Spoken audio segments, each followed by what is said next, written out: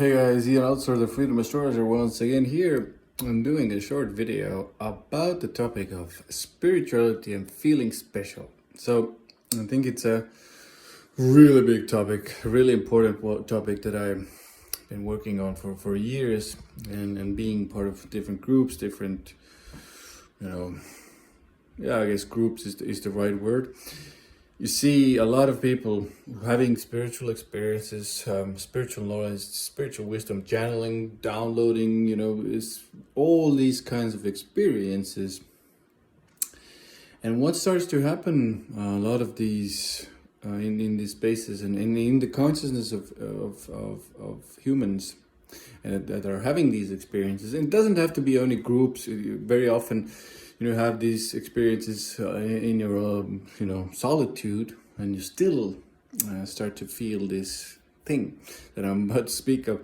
And this thing is the feeling of being special, the feeling of being more special or unique than the other person next to you, and even some other people in society, maybe in your family. So there's the spiritual ego starts to develop, and I want to kind of shed light to why this really starts to develop so quickly and so easily for some people. And the reasons still are within childhood, and most times this happens because the child or the person has experienced severe amount of neglect by their parents. So what this actually means is the parents have not given the attention, the time that the child actually needs for healthy development, for the ego, for the mind, for the conscious, for the emotions. So a lot of the times the child has been left alone to figure these things out on their own. But a child can't actually do that. They need guidance, they need healthy boundaries, they need healthy role models who are the parents to show how things are working inside them and outside the world, and really to be their supporters in that, especially during the formative years. Now, where the specialness starts to come in is when a person feels a lot of neglect, a lot of thoughts and beliefs are born in that neglect, like I'm not loved, I'm not lovable, I'm worthless, I'm worth nothing, because the parents aren't the primary caregivers, the people who brought this human into the world. They aren't even giving them attention. So the place where the love and the energy is supposed to flow towards the human isn't actually truly flowing. In that sense, or in that case, the child feels it and starts to develop these ideas and beliefs and concepts of I'm not worthy, I'm worthless, I'm not okay, something is wrong with me.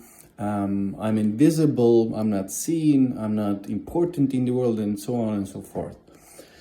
Now, when they get into adulthood, these beliefs and ideas are really deeply in the subconscious and still hurting that person. And if they're not dealt with, they can be still, a cause of problems in adult life. And what starts to happen when the person moves into, in this case, spirituality, but it can be obviously business and making money and all these things. The specialness starts to develop. So when you have a unique experience, a big experience, or somebody is a teacher, a mentor, a spiritual teacher, mentor gives you the idea that, oh, you have this energy, you can do a lot of things, you're good, you're important, and you're having all these experiences, and this means that it means something. And now the spiritual ego, the kind of specialness of the person starts to develop in a very often unhealthy way. And what I mean by unhealthy way is the person starts to think they're special because they have these gifts and this uniqueness, and alone that wouldn't be so bad. But what the human mind usually does is, in addition to feeling special or thinking that they're special, they start to think I'm special and I'm better than and more important than others. And this is, again, I like to talk about low and high vibration and all of this stuff being a little bit And again, this is, I'm better because I'm having these experiences. I'm better and more special because I have these experiences. I'm running energy and I'm powerful. This is very often what starts to happen, and it's quite important to understand and kind of root out, to understand that this is actually coming from the place of I feel empty, I feel worthless, and now I have to create an identity on top of it, an identity to make myself more worthy, to make myself more special and unique through whatever it is. Again, we were using spirituality as an example, but we can also use, money, success, whatever it is, as an example. I'm special, more special because I managed to create this company. I'm better than others because I have more money.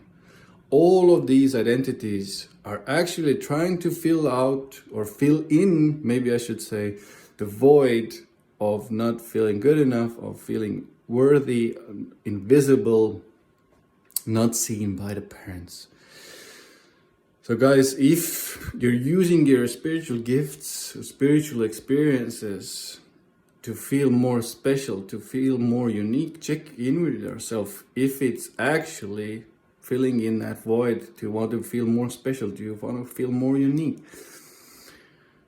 Are you actually filling in that emptiness? If you're using spirituality and spiritual gifts as, let's say, means to be more special and better than others, you're actually doing it wrong, in my opinion, and you're not using them to be of service and to help others as much as you can. Hope this helps. Hope this video helps you guys and to kind of understand this deeper pattern within yourself, and hope to see you soon in the next videos. Bye for now.